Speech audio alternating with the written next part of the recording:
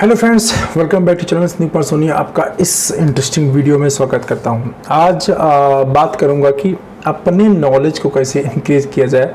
अगर आप किसी फार्मा कंपनी के अंदर as a medical representative work कर रहे हैं, या फिर as a area manager work कर रहे हैं, या फिर आप as a second line manager काम कर रहे हैं, तीनों ही कंडीशन के अंदर खासतौर पर मेडिकल रैप का बहुत ज़्यादा क्वेरीज रहता है कि सर कोई बुक सजेस्ट करिए या कोई ऐप बताइए जिससे हम अपना नॉलेज को इन्हांस कर सकें, नॉलेज को बड़ा कर सकें, नॉलेज को इम्प्रूव कर सकें, जिससे हम ग्रो कर सकें। राइट, कौन सी बुक पढ़ें, कैसे हम पढ़ें, क्या करें।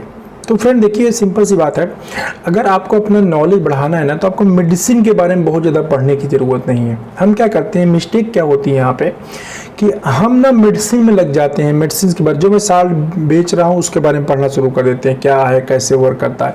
देखो ये सब ज़रूरी है, लेकिन इतना इन डेप्थ उतना ज़रूरी नहीं है जिससे इन कंपेरिजन जो दूसरा काम है। दूसरा काम कौन सा है, देखिए, अगर आपको डॉक्टर चैम्बर के अंदर अपना नॉलेज बढ़ा के डिस्कस करना है, एक हेल्दी डिस्कशन को इस्टेब्लिश करना है डॉक्टर चैम्बर के अंदर, तो आपको डिजीज़ के बारे में पढ़ना पड़ेगा।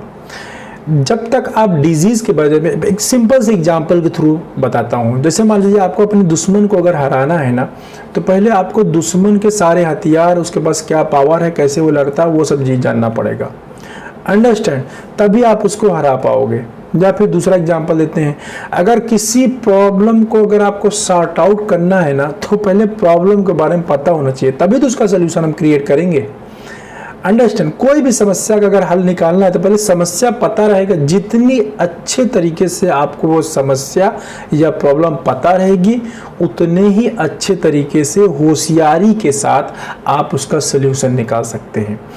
जब हम एज ए रैप या एज ए मेडिकल या एज ए एबीएम काम करते हैं, तो हम क्या मिस्टेक करते हैं, हम ज़्यादा पढ़ने में लग जाते हैं अपनी मेडिसिन के बारे में, साल्ट के बारे में, क्लिनिकल ट्रायल, रिसर्च, ये सब चीज़ें ज़रूरी है, लेकिन उससे ज़्यादा या उससे पहले नंबर आता है फ्रेंड उस पर्टिकुलर डिजीज़ के बारे में।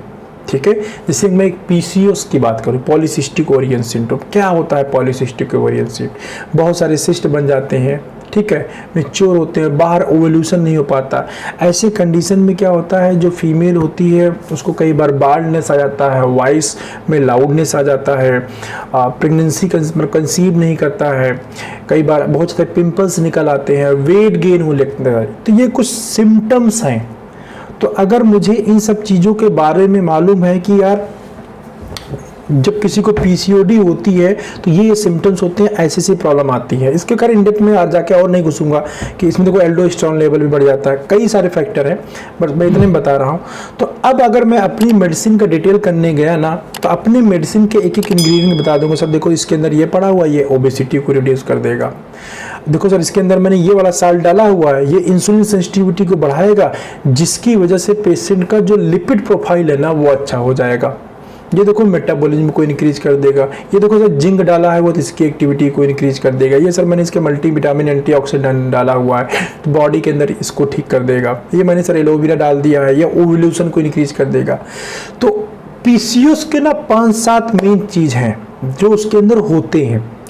तो अगर 4 चीज मेजर मैं ले लेता हूँ, जैसे मान लो ओबेसिटी एक हो गया इंसुलिन इंसेंसिटिविटी, एक होगा ओवल्यूशन, एंड एक होता है लिपिड प्रोफाइल डिस्टर्बेंस। 4 फैक्टर, ऐसे और भी चीज़ें होती हैं, लेकिन 4 हम एग्जांपल ले लेते हैं।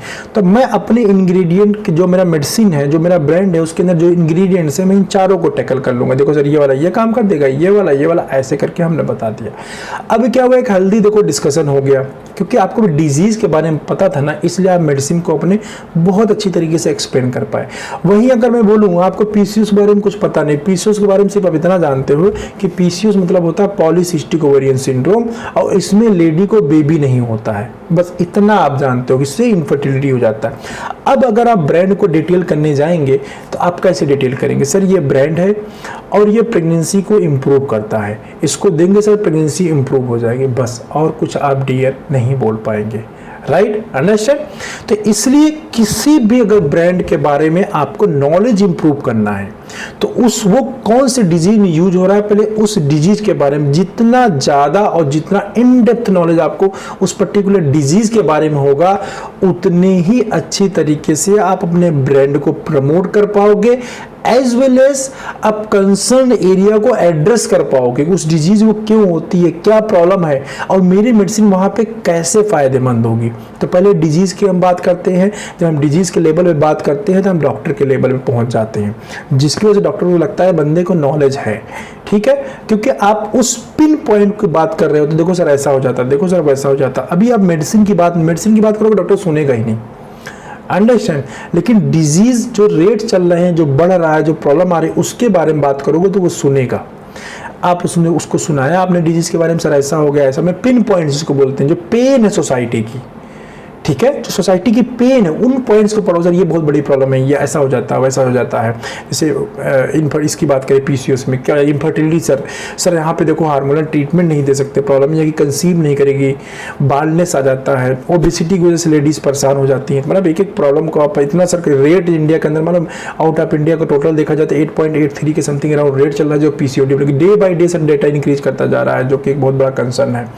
देन आप उसमें मेडिसिन अपना लगा देंगे, ठीक है, तो आपको बेनिफिट मिल जाएगा, ठीक है। बहुत सारे लोगों ने मुझसे कमेंट किया था कि हम अपने नॉलेज को कैसे बढ़ाएं, तो इसलिए मेडिसिन जितना आपके विजुअलेट के अंदर दिया है, कैसे वो काम करता है इतना पढ़ लो आप, ठीक है, बस कैसे काम करता है। अगर आपके डायबिटिक के हाइपरटेंशन थोड़े बहुत क्लिनिकल टाइप, बट हाँ पहले प्रॉब्लम को अच्छी तरीके से पढ़ो, प्रॉब्लम के डिजीज के बारे में, जितना ज़्यादा डिजीज के बारे में इन डेप्थ आपको नॉलेज रहेगा, उतना हेल्दी डिस्कशन आप अपने डॉक्टर के साथ, अपने केमिस्ट के साथ या किसी से बात करेंगे कर पाएंगे, ठीक है। तो डिजीज के बारे में ज़्यादा पढ़ना है, साल्ट के बारे में थोड़ा सा कम पढ़ना है।